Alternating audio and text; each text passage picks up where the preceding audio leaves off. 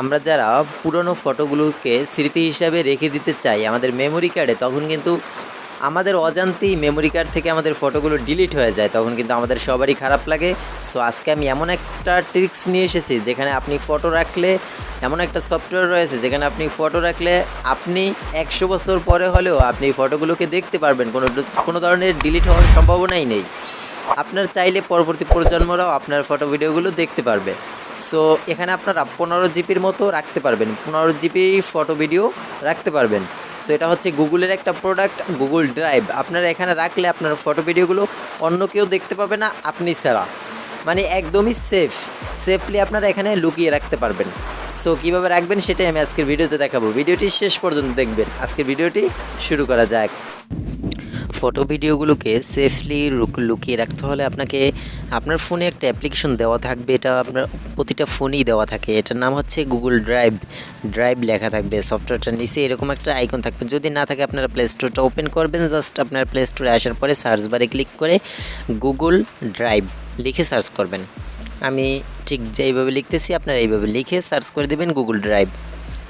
তো এখানে লেখাটা চলে আসছে, জাস্ট ক্লিক করে দিলাম। এই অ্যাপ্লিকেশনটা আপনার ফোনে একদম সামনে চলে আসবে, আপনারা এখান থেকে ইনস্টল করে নেবেন। অ্যাপ্লিকেশনটা ইনস্টল হয়ে যাওয়ার পর এখান থেকে বেরিয়ে এসে আপনারা ফোনের হোম স্ক্রিন থেকে অ্যাপ্লিকেশনটাকে ওপেন করবেন। অ্যাপ্লিকেশনটা যখন ওপেন করবেন ইন্টারফেসটা কিন্তু এরকম শো হবে না। এখানে আমি অলরেডি ফোল্ডার করে অনেকগুলো ফটোস এবং ভিডিওসগুলো রেখে দিয়েছি। সো আপনাদের ক্ষেত্রে এখানে এগুলো কিন্তু শো হবে না।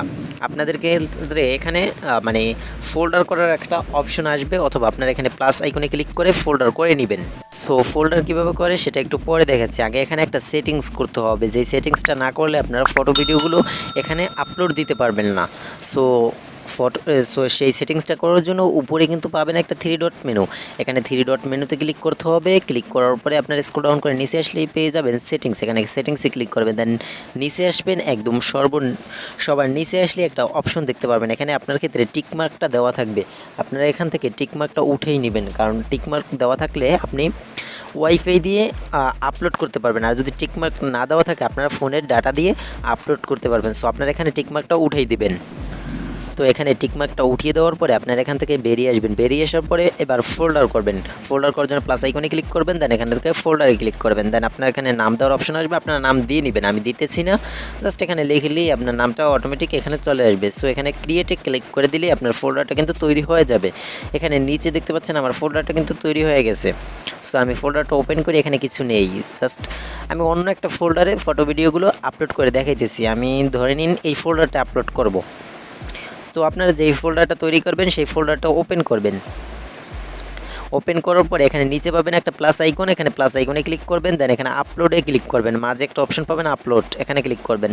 দেন আপনার গ্যালারিটা কিন্তু ওপেন হবে। এখান থেকে আপনারা 3 ডট মেনুতে ক্লিক করে আপনারা ইমেজে ক্লিক করে দিলে আপনার যতগুলো ইমেজ আছে, আপনার ফোল্ডার যতগুলো ছবি আছে সবগুলো এখানে ওপেন হবে। আপনার যেই ছবিটা আপলোড করতে চান সেই ছবিটা জাস্ট একটা ক্লিক করবেন। আর যদি একসাথে অনেকগুলো আপলোড করতে চান জাস্ট চেপে ধরে রাখবেন, দেন সিলেক্ট করে দিবেন। এবার উপরে দেখতে পাচ্ছেন আমার ছবিটা কিন্তু আপলোড হইতেছে, অটোমেটিক কিন্তু এখানে আপলোডটা হয়ে যাবে। এই দেখতে পাচ্ছেন আপলোড হয়ে গেছে। এবার এই ফোল্ডারে এখানে দেখতে পাচ্ছেন আমার ছবিটা কিন্তু অলরেডি চলে আসছে।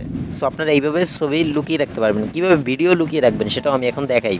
সো আপনারা একইভাবে প্লাস আইকনে ক্লিক করে আপলোডে ক্লিক করবেন, দেন এখান থেকে ইমেজে ক্লিক করে আপনারা ভিডিও সিলেক্ট করে দেবেন। ভিডিও সিলেক্ট করার পর আপনার কোন ফোল্ডারে ভিডিও রয়েছে আপনি সেই ফোল্ডারটা ওপেন করবেন। সো সেই ফোল্ডারটা ওপেন করার পরে আপনার এখানে যেই ভিডিওগুলো আপলোড দিতে চান সেই ভিডিওর উপরে ক্লিক করে ধরে রাখবেন। দেন একসাথে আমি 2টা ভিডিও আপলোড করব, 2টা সিলেক্ট করলাম। দেন এখান থেকে ওপেনে ক্লিক করবেন। ওপেনে ক্লিক করলে এখানে দেখতে পাবেন আপনার ভিডিওটা কিন্তু আপলোড হইতেছে, উপরে দেখতে পাচ্ছেন আপলোড হইতেছে।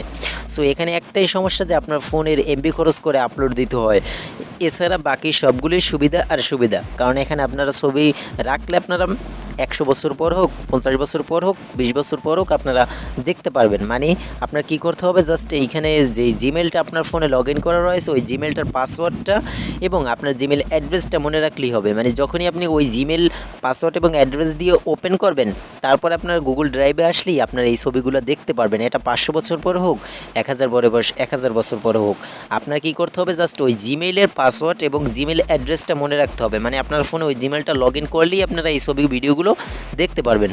সো ফ্রেন্ডস, আজকের ভিডিওটা এই পর্যন্ত। ভিডিওটা ভালো লাগলে ভিডিওতে একটা লাইক করে দিবেন এবং পরবর্তী এই ধরনের ইনফরমেশনাল ভিডিও পেতে চ্যানেলটিকে সাবস্ক্রাইব করে রাখবেন। আল্লাহ হাফেজ।